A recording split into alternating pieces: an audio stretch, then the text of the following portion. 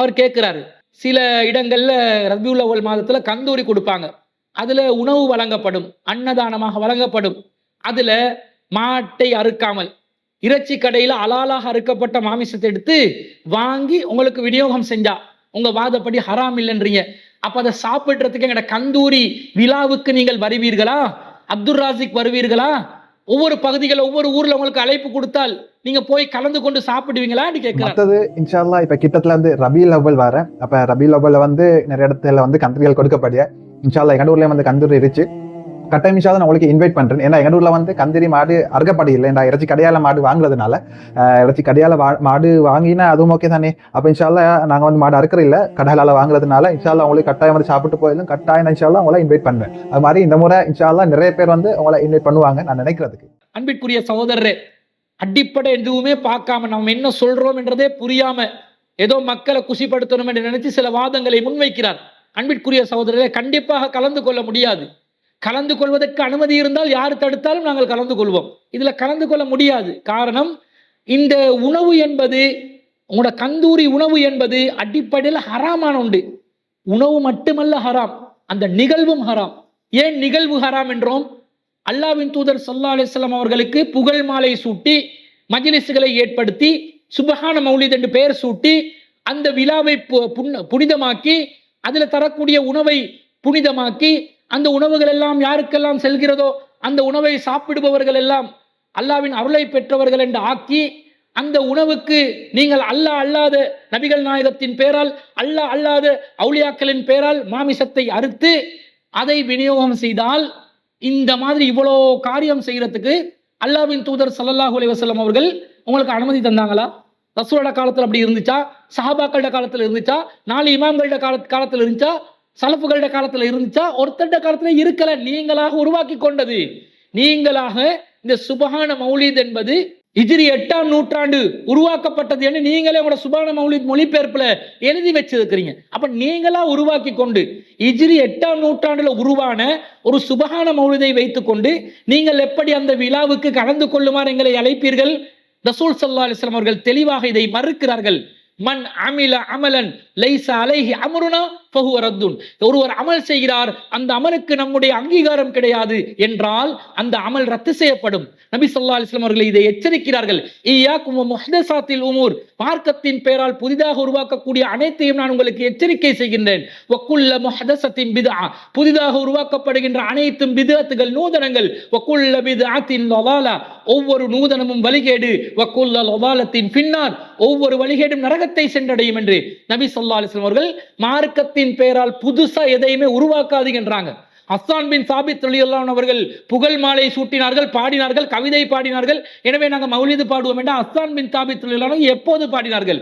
எதிரிகள் வசை பாடுகின்ற நேரத்தில் எதிரிகள் வசைப்பாடி நபிகள் நாயகத்தை சொல்லும் பொழுது நபிகள் நாயகத்தை புகழ்ந்து வரம்பு மீறாமல் புகழ்ந்து பாடுமாறு நபி ஸல்லல்லாஹு அலைஹி வஸல்லம் அவர்கள் வழிகாட்டிய ஒரு விஷயம் இருக்கிறது.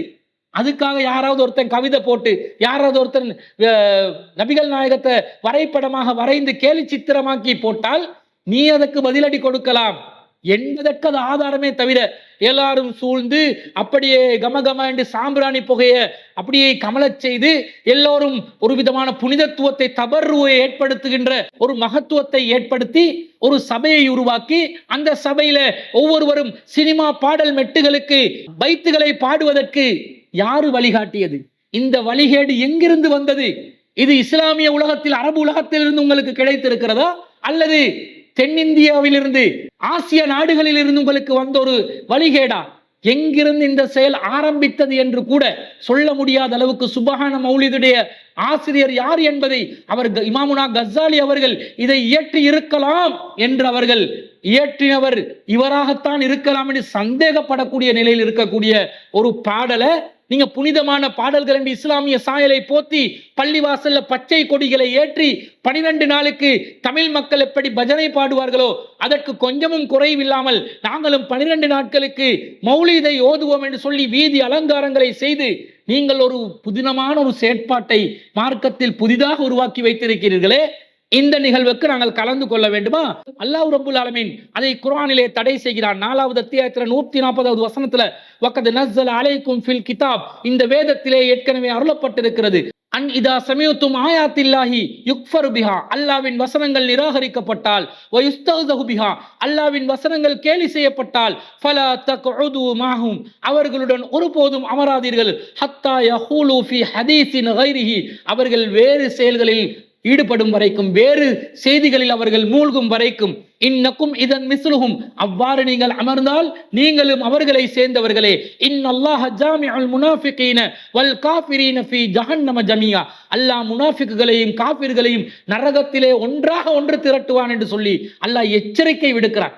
நபிகள் நாயகம் ஸல்லல்லாஹு அலைஹி வஸல்லம் அவர்கள் சொல்கிறார்கள், மன் ரஆ மின்கும் முன்கரன் ஃபல்யுகையிர் பியதிஹி, யார் உங்களில் ஒருவர் ஒரு தீமையை காண்கிறார்களோ அவர் அதை தன்னுடைய கரத்தால் தடுக்கட்டும்.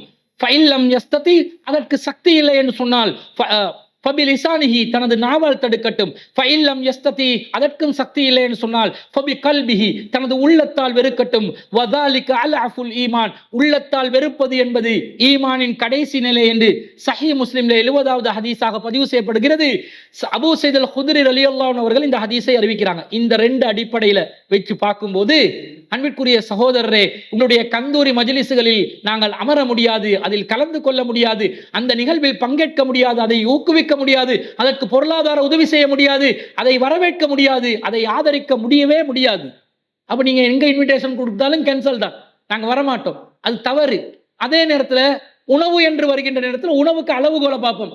உணவோட அளவுகோலை பார்க்கும்போது கூட கந்தூரி உணவு வமா துபிஹ அலன் நுஸ்பி, பலிபீடங்களில் அல்லாஹ் அல்லாதவர்களுக்காக அறுக்கப்பட்டவை என்று வருகின்ற நேரத்தில், அல்லாஹ் அல்லாதவர்களுக்காக அறுக்கப்படுற, அவுலியாக்களுக்காக அறுக்கப்படுகின்ற கந்தூரி உணவு என்பதனால் அதை உண்ணுவதும், நாங்க வீட்டில் இருக்கும்போது உங்களோட கந்தூரி சாப்பாடு, உங்களுடைய கிடு சாப்பாடு வீட்டுக்கு வந்தாலும் சாப்பிட முடியாது, அதில் பங்கு பெறவும் முடியாது என்பது இஸ்லாத்தினுடைய அடிப்படையான செய்தியாக இருக்கிறது.